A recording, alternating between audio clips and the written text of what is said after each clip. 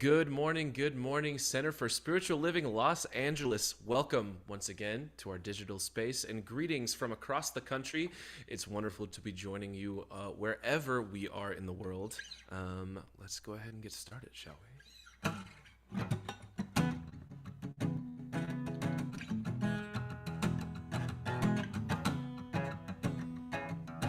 I don't give a damn about the castle on a hill, all the gold that we could eat, or the horse you had for sale. No, I'm getting kinda rich on the side of any soul alive. I don't really care if I'm running from the law, when my money's not enough and they come and take it all. No, I'm getting kinda rich on the side of any soul alive. Have you heard the Mona Lisa? Have you heard who you are? You're a new morning. You're a new morning. You're a new morning. Now you're a new morning now.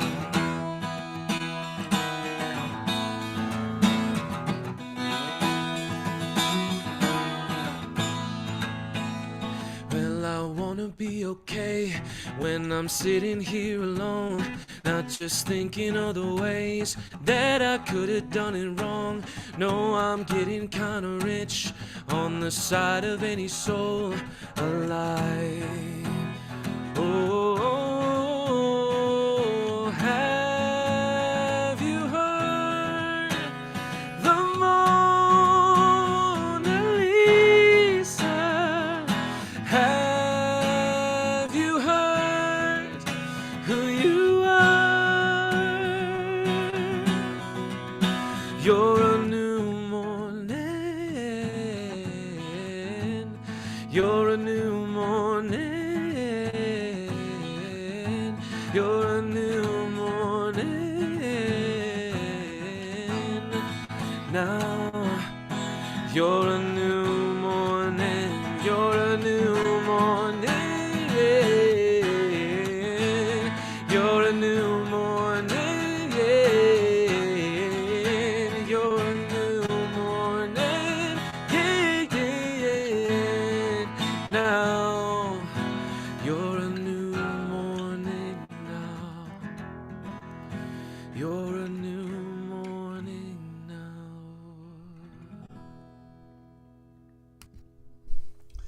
And good morning, well, good afternoon to you. Good morning and afternoon. Harper. So Lovely good to see you. see you. Yeah, you as well. Yeah, happy Sunday. Happy Sunday to you. How wonderful that song is.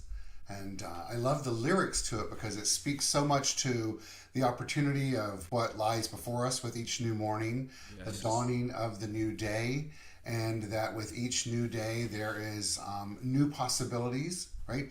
And we each can relate to that being part of the flow of life, right? Darkness and sunrise and Yes, I love all that. Even the personification of the morning. You are a new right. morning. You are. I love that.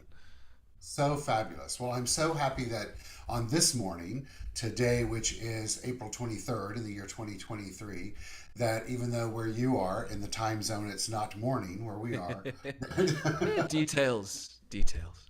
there are details. Well, time is a man-made concept. So, Oh, agreed. um, so it's just so wonderful to share this morning with you. So, and I know you're joining us from Akron, Ohio this morning. Mm-hmm. Thank you for taking the time on the journey of being with your beloved to be with us. So Anytime. you're certainly a beloved to us. So thank you for that. So I let's appreciate all you. welcome Donald James Harper into our space. He's our musician for the day. So we'll see you in a bit, James. See you in a bit. Right. Good morning, everyone, or afternoon, or whatever time zone you may be in. Happy to have you here with us in our virtual space. I'm Reverend Dr. Keith Cox, and this is the Center for Spiritual Living Sunday Mornings Celebration Service.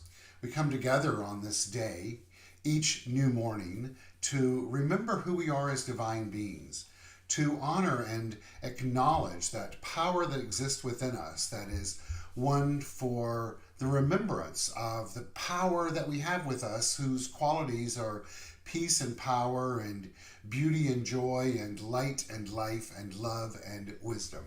And so, wherever you may be today, physically, wherever you may be mentally, wherever you may be emotionally, I invite us all just to take a deep breath in, center ourselves in the oneness of life, feeling that air as we're holding it in, and exhaling out anything that has been withholding us from knowing who we are as a divine being. Anything in life that has been an obstacle for us from aligning ourselves with the truth of our being, which is that there's only wholeness.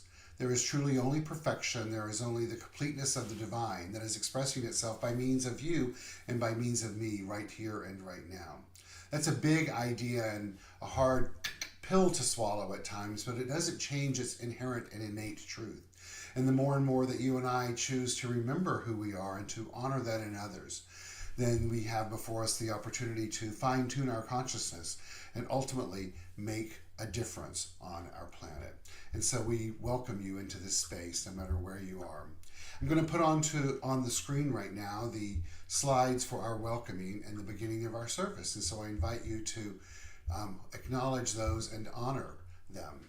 We are the Center for Spiritual Living Los Angeles, and we like to look at life as the opportunity for transformation, just as you see on the screen. We all understand and have a familial relationship in the context of the butterfly, which starts out as a caterpillar in a cocoon waiting for the nature of nature to provide to it the energy source for the transformation, the chrysalis, from what was as to what can be. The metaphor is off to moving from the darkness to the light, from the cocoon of that which is not beautiful into the beauty of the butterfly. Hope any and all of those may vibrate with you and your frequency, resonate with you today, no matter where you are, as we welcome each of us into this time together as a community. We like to begin our service on a Sunday morning by honoring each other and that power that exists within us, the power that gives the caterpillar the ability to transform into the butterfly. We do that through the act of namaste, which is a Sanskrit ancient word that means I bow to thee. In this act of honoring, of acknowledging, of bowing, if you will, is not an act of supplication. It's an honor, it's an opportunity, an act of reverence, of respect, of acknowledging the oneness of life that we all have together. So let's all just take a deep breath in, our second one while we're together this morning, placing our hands in prayer position on our chest like that beloved lady on the screen, taking in the light of the divine as she is, then bending forward, saying namaste and giving that to others. Namaste, I bow to you, to thee, the light of the divine. We are the Center for Spiritual Living Los Angeles, and we come together welcoming all races, all religions, all countries of origins, all sexual orientations, all genders, all abilities. That which makes you unique in how you choose to live your life, either by mental choice or by honoring that which is innate within you. We want you to know that we celebrate you just as you are. Our daily text for today that went out at 7:30 this morning references one of my favorite Ernest Holmes quotes of all times, which is, "Spirit has placed the stamp of individuality upon itself and called it you." We are here to have each and every one of us honor that uniqueness within us, but to equally honor that within each and every other expression of life. And so we like to affirm, knowing that our word has power, the following statement. I invite you to say it with me. We welcome one and we welcome all. As a community, we come together primarily to use the philosophy, faith, and way of life known as the science of mind. It's a spiritual philosophy that talks about and teaches the innate nature of all of us, which is to reflect the divinity of the universe, that power that is the creative, infinite source of all things in life. We like to call it source, the thing itself, can also call it God. What I'm very clear on after all these years of teaching this philosophy, faith, and way of life is it matters not what you call it, but it matters that we call it, often through the act of affirmation, declaration, and alignment with its innate nature. Why does that matter? Because we live in a universe that's governed by spiritual law. The law of life responds to us by corresponding to our sense of self, our awareness of the divinity, and the way that we consciously participate in expressing our own individualized divinity. In other words, how we think, believe, act, react, and interact with the very thing itself, life. And so as a community, we come together to do our best to fulfill our vision statement with every opportunity before us, which is to support individuals finding their personal self-empowerment through a spiritual awakening. Right now, I invite us all to tune into where we're at on the journey of finding personal self-empowerment through a spiritual awakening, without judgment, without shame or guilt or even an overzealous celebratory state of mind. Just an acknowledgement so that we can choose to grow from exactly where we are. A wonderful way to anchor ourselves into this acceptance of our state of mind and to grow is through our morning ritual. You are the new morning. And so we call this ritual calling in the light. We get to look at the orb on the screen and its flickering flame and let it be a metaphor, a symbol for the light of the divine that exists within each and every one of us. We perform this ceremony to promote the universal consciousness of life, which acknowledges that all peoples and all faiths and all sentient beings come from the one great universal presence, which we call spirit. I invite you right now to just take into your mind a sentient being, whether it's human or a pet, a loved one, dogs, cats, squirrels, fish, whatever it may be that exist in your life, friends, family, that you feel blessed to have in your life, and remember that they too share the exact same universal presence that we all do. That animating principle of being, which we call spirit. The purpose of this ritual and my invitation for us to begin to see light anew is to draw into our gathering this morning a more conscious awareness of our oneness and the qualities that we possess as complete expressions of the divine, which include peace and power, beauty and joy, light, life, love, and wisdom. We hear them each time that we're together. Not so that they can be rote for us, but to spark within us a new perspective on these qualities and how we are emanating them in our life, shining and radiating them out into the world. For the next part of our ritual, I want us to begin to feel these vibrations that are shifting during this experience so that we indeed become ever more aware of the light of life that exists in all expressions of life, which includes you and it includes me. Today I have some affirmations I would like to state out loud as the next part of this ritual and have you hear them as if I'm speaking them for you. Since you can speak them for yourself and I won't hear you, feel free to do that as well in the privacy of your own environment. My life is God's life made visible. Dynamic, harmonizing energy vitalizes my every activity. The sacred song of peace sings through my soul.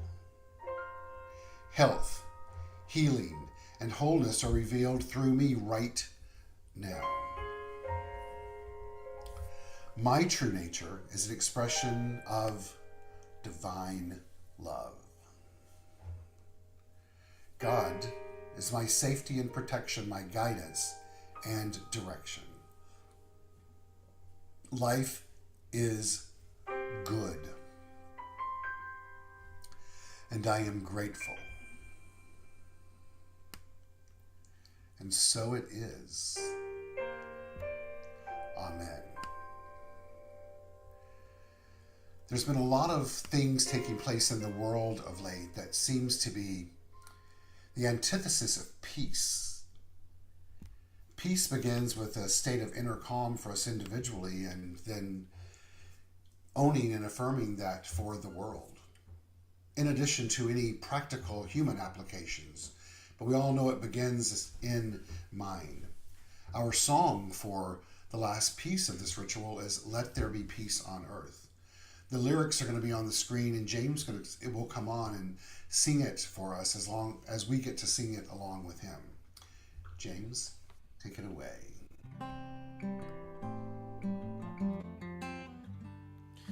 Let there be peace on earth, and let it begin with me. Let there be peace on earth, the peace that was meant to be. With God as creator, united all are we. Let us walk with each other in perfect harmony. Let there begin with me. Let this be the moment now. With every step I take, let this be my solemn vow, to take each moment and live each moment with peace eternally. Let there be peace on earth, and let it begin with me.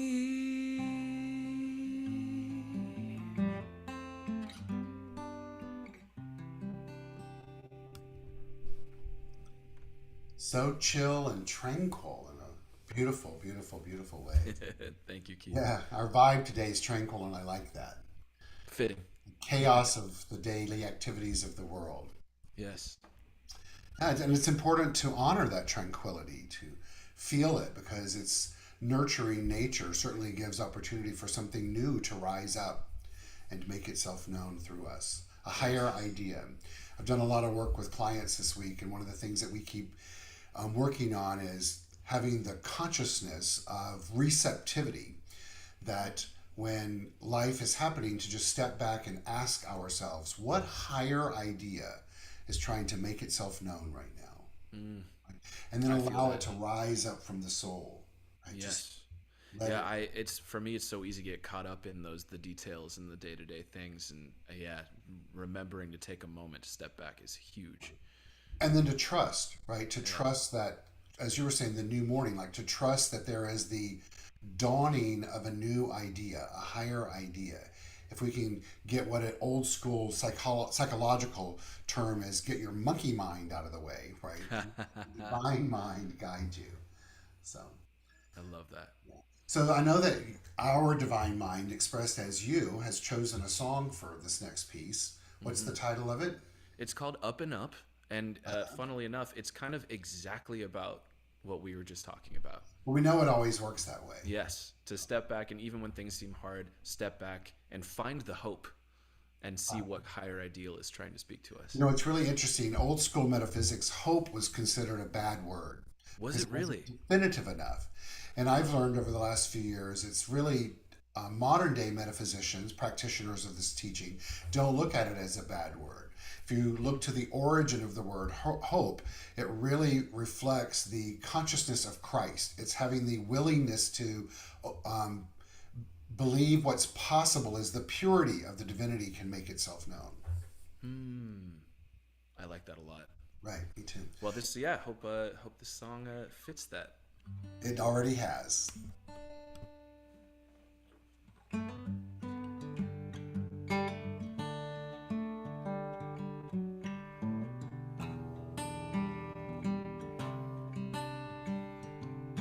Searching for the water, hoping for the rain. Putting up a car to driving it again. Up and up, up and up. Down upon a canvas, working meet a meal. Waiting for a chance to pick your orange field. Up and up, up and up.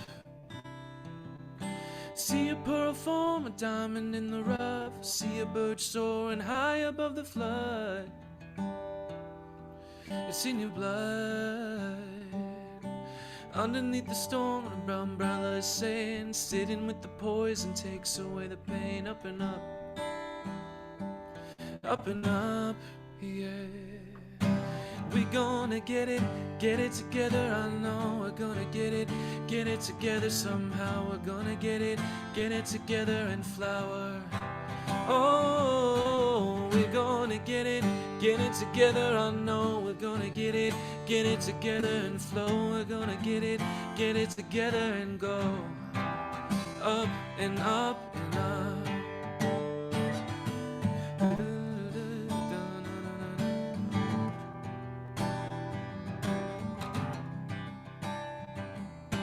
Lying in the gutter, aiming for the moon, trying to empty out the ocean with the spoon. Up and up, up and up. How can people suffer? How can people part? How can people struggle? How can people break your heart? Break your heart, yeah.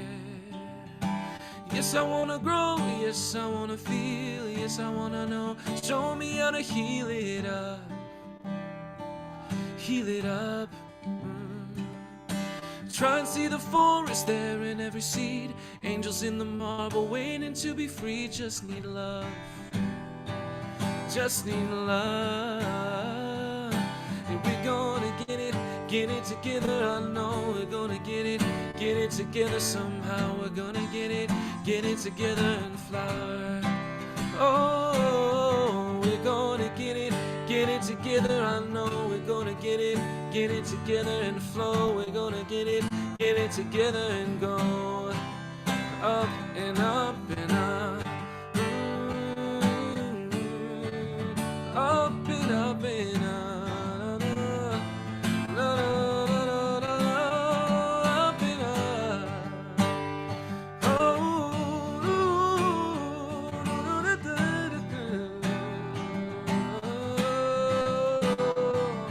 So we're gonna get it together. I know we're gonna get it together somehow. We're gonna get it together and flower.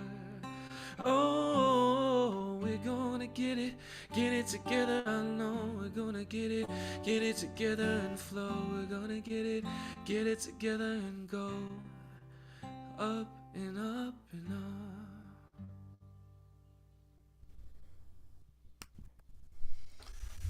So fabulous. Thank you. Thank you, Keith. I love the essence of that song because what it speaks to is getting it together, meaning opening up your mind, tuning it in and go up. And I like to teach that as we go up in consciousness is equally important to go deep into our soul. So it's like riding a slinky, so you're constantly moving, you're going down, you're going up, you're coming An down. act of expansion. Right. So, but it's also all alive, right? So it's all happy. It's this constant movement. So. Oh, I love that. Thank you, James. Thank you for sharing that song with us. Anytime. And a big thank you to all of you that are joining us today, whether it's through YouTube or Zoom Live or on a later date, wherever you may or may not be watching. Well, you will be watching. Sorry, I got to do this. That will drive me a little bit not together throughout the service. And I'm sorry if my chair is making funny noises. So I want to begin my message this morning by sharing a story with you. There was an 8-year-old girl named Tess who was distraught after hearing her mother and father discussing her little brother, Andrew's, sickness. She was afraid because they said he was very sick, and they were very, very low on money and couldn't pay both his medical bills and their rent. The surgery he required was extremely costly, and Tess overheard her father telling her mother, "Only a miracle can save him now." Sad and frightened, Tess went to her bedroom and pulled down a glass jelly jar from its hiding place in the closet. She poured all the change out on the floor and counted it carefully 3 separate times. She knew she needed to know to the penny how much she had. After counting, she carefully placed the coins back in the jar and closed the cap. She slipped out the back door and made her way 6 blocks to the local drugstore with the big red Indian chief sign above the door. Tess waited patiently for the pharmacist to give her some attention. However, he was too busy in a conversation with another man and couldn't be bothered by this little girl. After a bit, she made a grumbling and scuffed her feet on the floor in an attempt to get his attention. Nothing. Nada.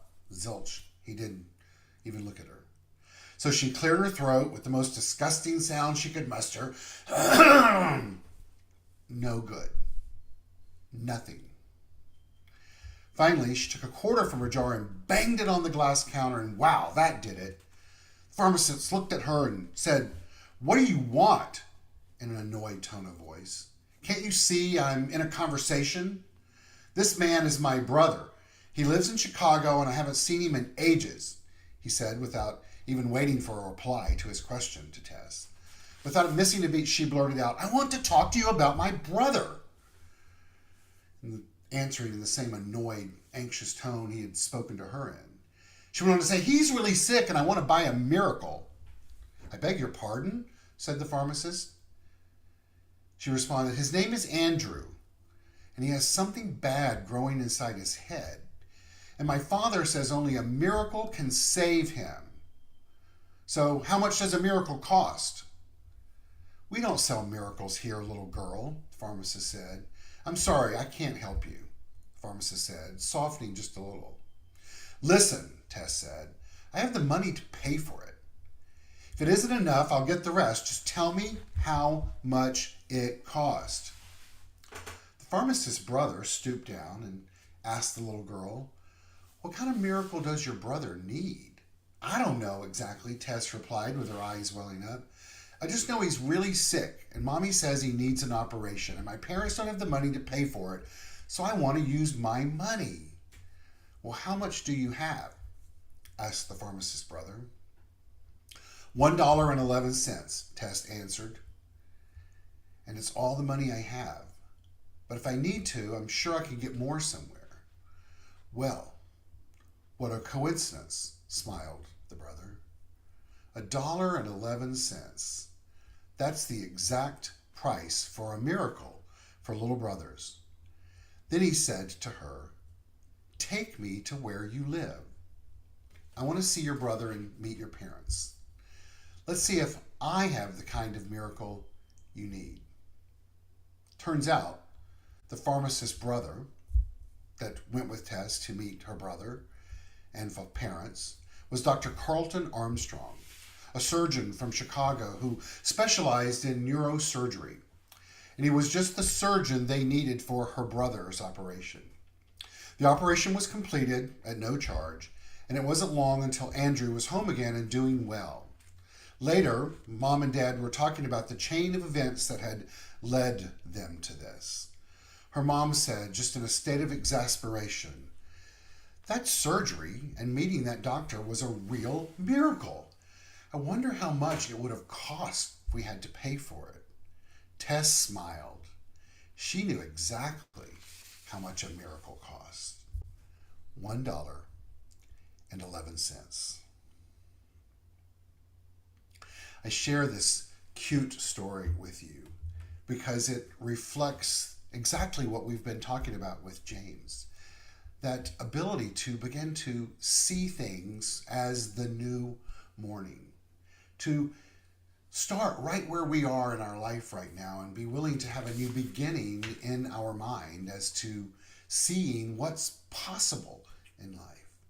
to be open to the miracles of life that are happening through us and around us at all times. We continue our theme for the month of April, New Beginnings. The message for today is New Beginnings. You and I are rooted in the divine. You and I are rooted in the divine, which means that it's important for us to remember that every single thing in our life and all of life is always the divine in action. It's that energy, that power that takes the invisible and makes it visible. Well, how do we get to experience that? Well, it's through belief. For belief in this possibility, this invisible becoming visible, is the vehicle by which it happens. And faith is the road that creates our life reflective of our state of belief. You and I are rooted in the divine. What does that mean? Well, simply put, it means that our identity is that of a spiritual being. And like the roots of the tree, our foundation is something that we can't see.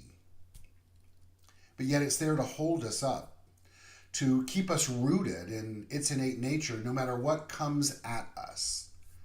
But what we need to remember is what can be seen is the fruits of how we know ourselves to be.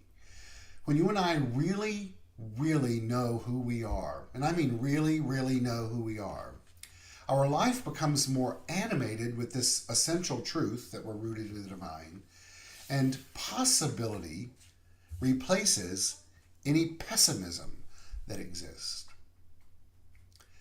Imagine today for each and every one of us if any state of pessimism that existed within us right now were to dissipate and dissolve. And that if we were to let the story of Tess and the pharmacy and the little brother and the parents and the money and the what one would call coincidences be a benchmark for how we chose life, we would be able to become an individual living in our divinity in a greater way than before. We get to become more in tune and get to experience our divinity in greater ways when we are willing to become more and more conscious of our consciousness. When we're willing to become aware of our awareness of our awareness. What does that mean? Well, each Sunday I speak of our journey of personal self-empowerment through a spiritual awakening.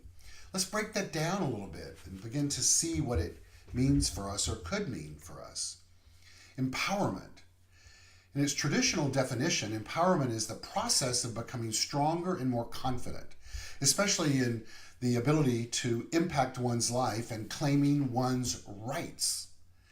In this case, then it would be claiming our divine right of peace and power and beauty and joy and light and life and love and wisdom, which, should we let that be the foundation from how we approach life, then we are tuned in to that which is called a miracle showing up more and more.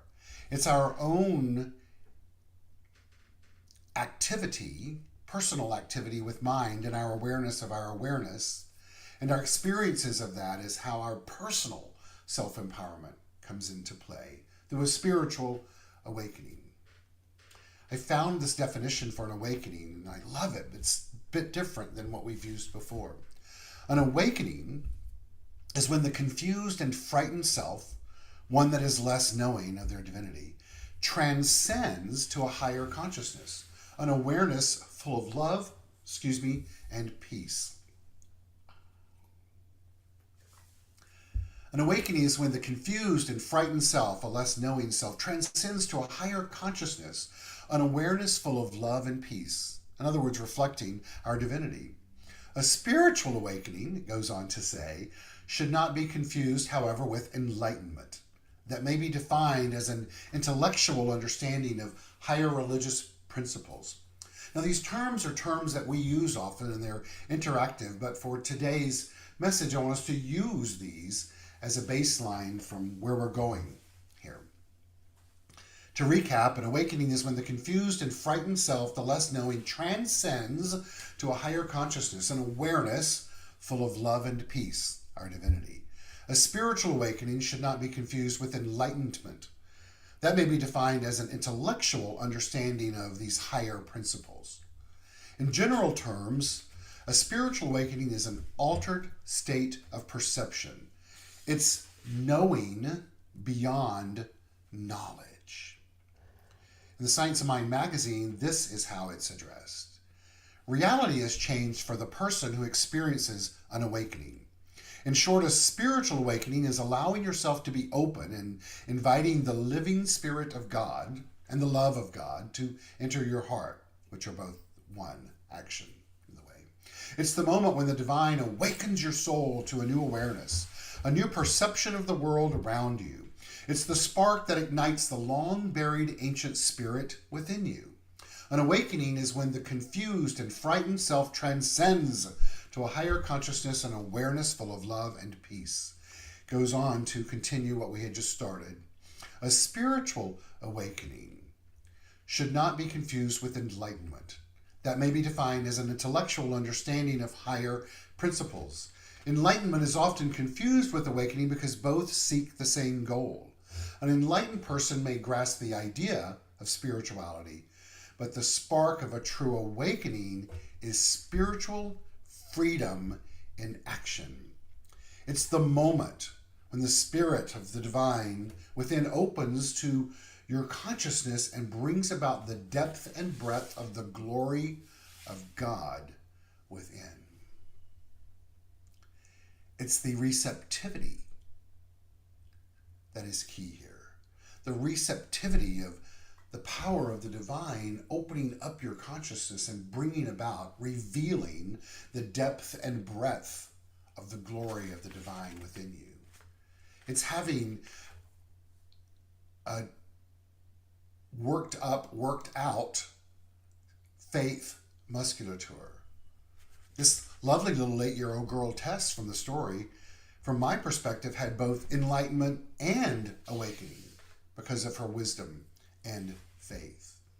Spiritual awakening is what we are calling for each of us to have today, and then to spread that across the globe through our actions and reactions and interactions with the very thing itself. A spiritual awakening refers to a shift in consciousness. Remember, enlightenment is understanding those principles, that it can indeed happen. Spiritual awakening refers to a shift in consciousness and apperception of reality which had been previously unrealized. The culmination of such realizations is in the recognition of oneness with all of existence. I speak often of our innate need and desire to continuously see oneness and experience it in a new way, to fine-tune our receptivity, to begin to see this multiple facets of the one thing that's taking place, and to give ourselves the gift of that, because the more and more and more we do that, the more and more we really understand and apply and live in the principles of this philosophy, faith, and way of life known as the Science of Mind. Its core tenet is oneness. Oneness. This article goes on to say, over the course of human history, there has existed a timeless wisdom, a deep and profound realization of the ground state of being, the unconditional source of all existence. Over time, many great teachers have come to embody this wisdom. Some of note include Jesus, the Christ, Siddhartha Gautama, the Buddha, Lao Tzu, and Krishna. And there have been many, many more. But the core message in all of these spiritual philosophies, these ways of living, has been the same. That absolute truth is beyond all the concepts and beliefs of the human. That underlying apparent differences is fundamental oneness. And that our true nature is whole, unbounded, and everlasting.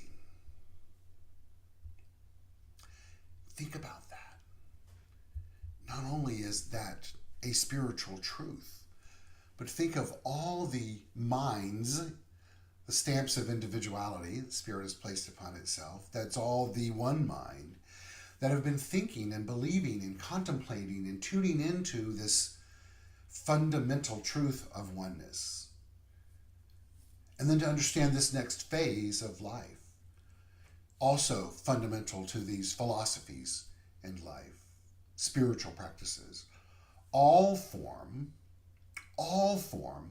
arises from pure potentiality. The sages referred to this as emptiness.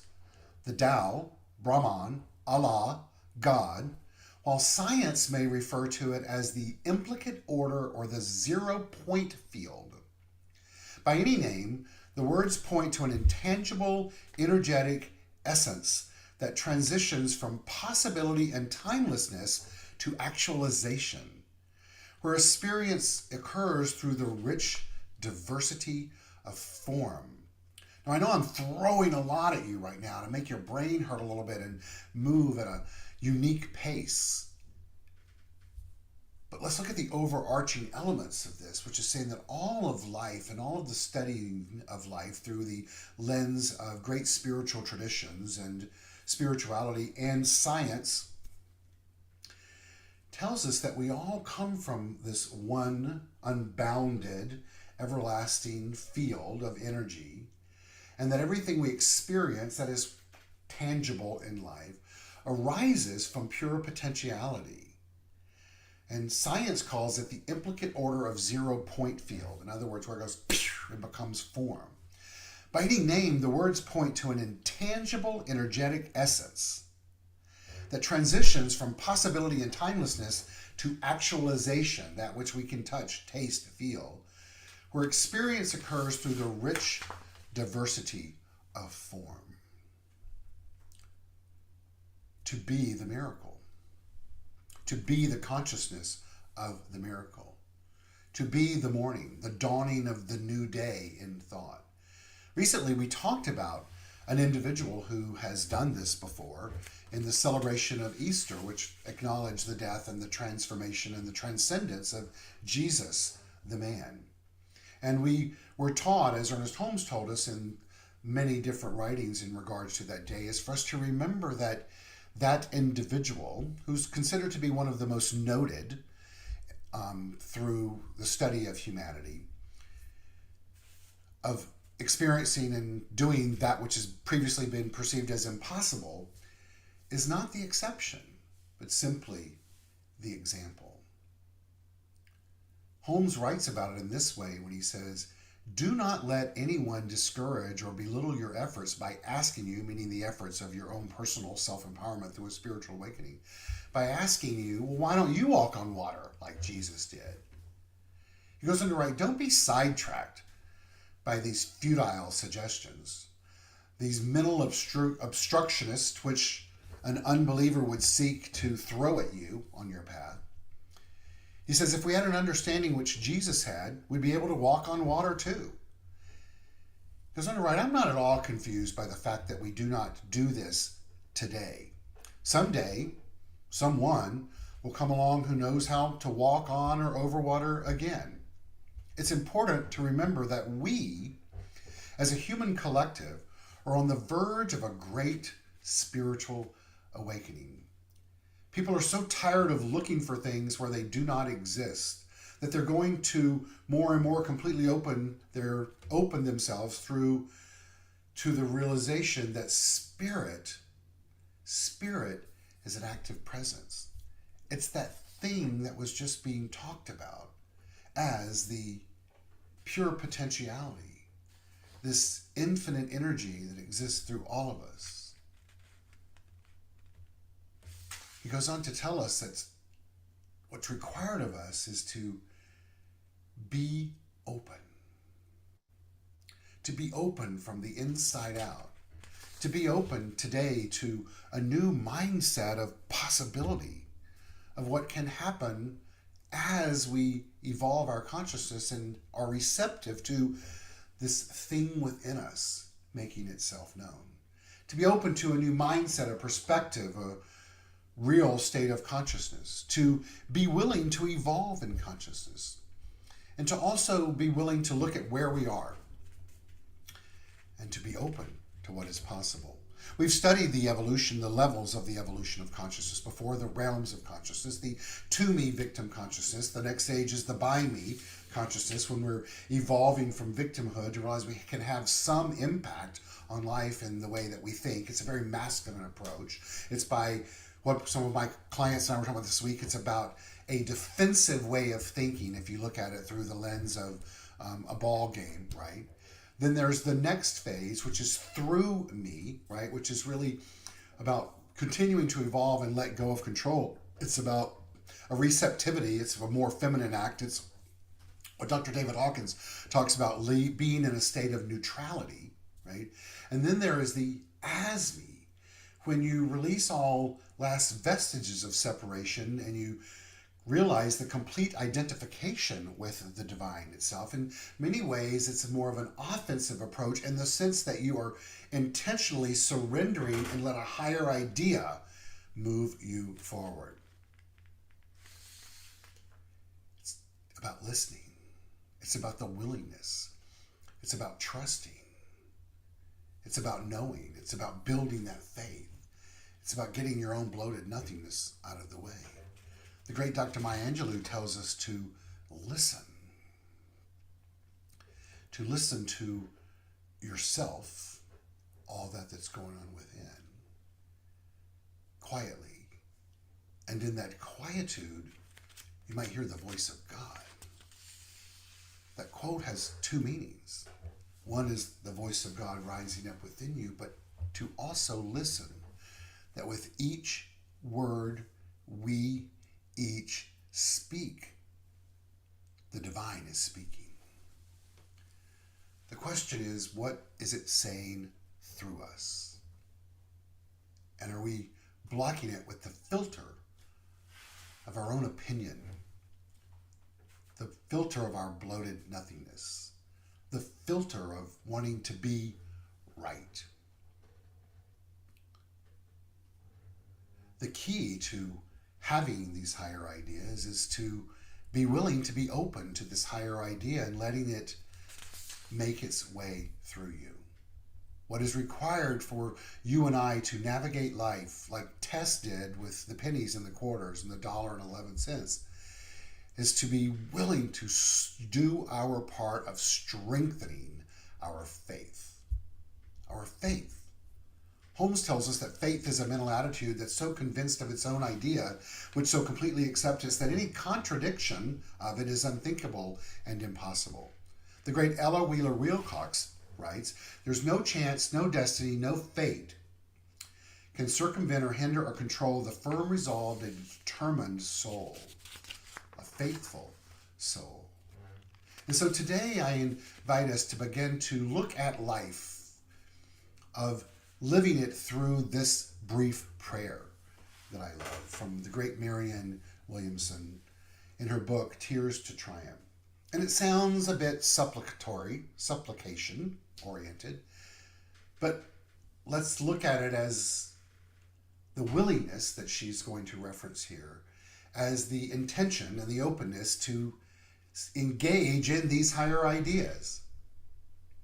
And it's very simply this: Dear God, I'm willing to see things differently and to know that that's the most powerful prayer for a miraculous transformation. Dear God, I'm willing to see this differently. Today, are you willing to do that? Are you willing to open up and to see life differently? To see yourself differently?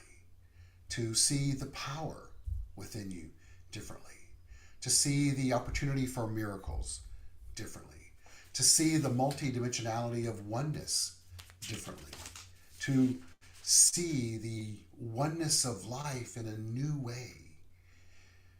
We've all heard this quote before, and I'm going to repeat it because I love it so much, by Dr. David Hawkins, which tells us that every thought, action, decision, or feeling creates an eddy in the interlocking, interbalancing energy fields of life. In this interconnected universe, every improvement we make in our own private world improves the world at large for everyone. Today, I declare for each of us that that improvement is simply the act of the willingness to see things differently. The willingness to see things differently. And to remember that we live in a field of pure potentiality that's all part of, not even part, it's the oneness of life. And that we live in a universe governed by law, the law of divine oneness. The law of divine oneness is the foundational law, according to which absolutely everything in our universe is interconnected. In other words, every choice, word, desire, and belief you have will also have an impact on the world and the people in your life. Sometimes this impact will be immediate and obvious. At other times, it may take a while to manifest, or you may never even discover that it's occurred. Try to think of yourself as part of everything around you to live in accordance with this law. We are all one, and awareness of this makes this more powerful, as well as more empathetic. Let's each heed the call today to be more empathetic, to be more tuned in to the feelings of life and the feelings of love and compassion and givingness. And no matter what unfolds in life from this moment forward, to accept the call to action for our mantra to be, Dear God, whatever that means to you, I'm willing to see this differently. Thank you. And so it is. We're going to have James come back and sing us another fabulous song.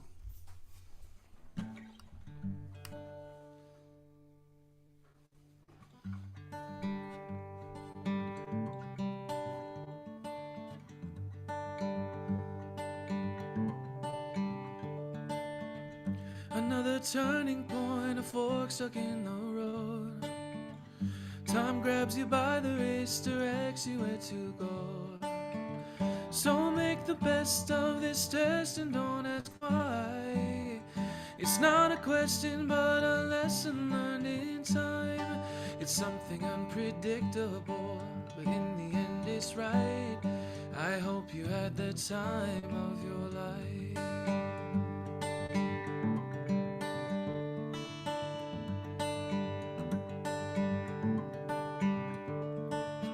So take the photographs and still frames in your mind. Hang it on a shelf in good health and good time. Tattoos of memories and dead skin on trial. For what it's worth, it was worth all the while. It's something unpredictable, but in the end it's right. I hope you had the time of your life.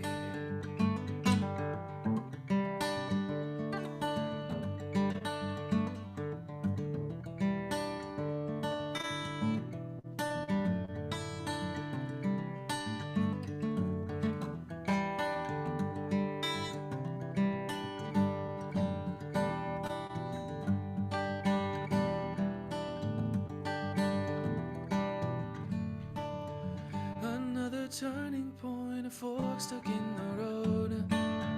Time grabs you by the wrist, directs you where to go.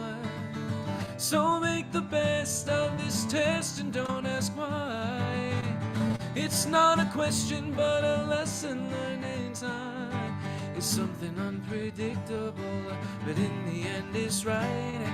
I hope you had the time of it. It's something unpredictable, but in the end it's right. I hope you had the time of your life.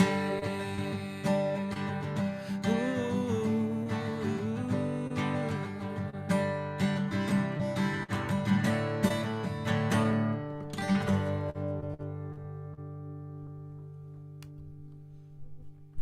What a fantastic song to wrap up that part of the message of where we're letting go and moving on to the next, right? Agreed. I was getting chills as you were finishing up the message. I'm like, this is perfect. This is perfect.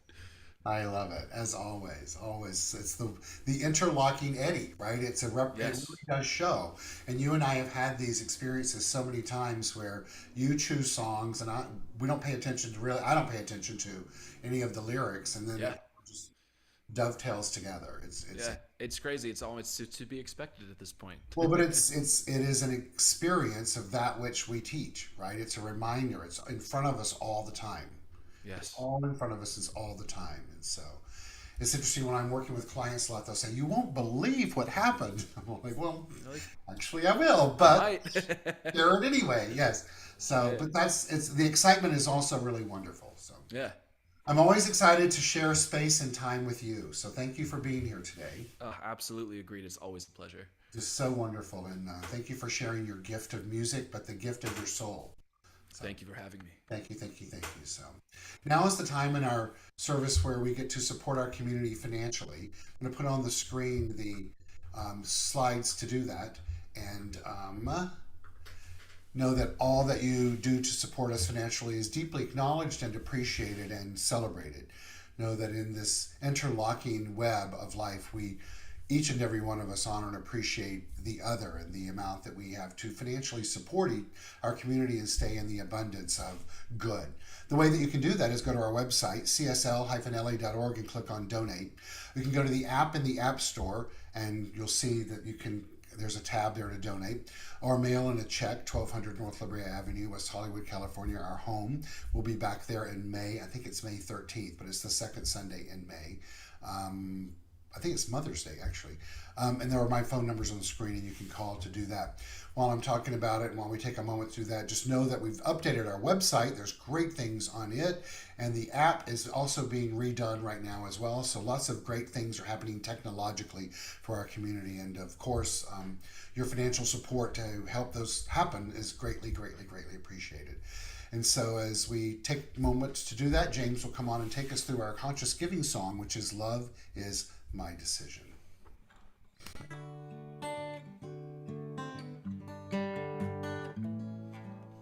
Love is my decision. It's up to me to give of my heart. Love is my decision. No one else can tell me to start. Once I decide to change my mind, the source will show me how. Love is my decision right here, right now.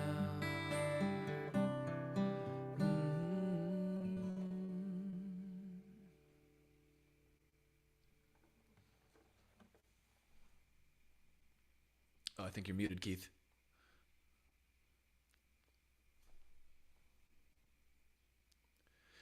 Keith, you're muted.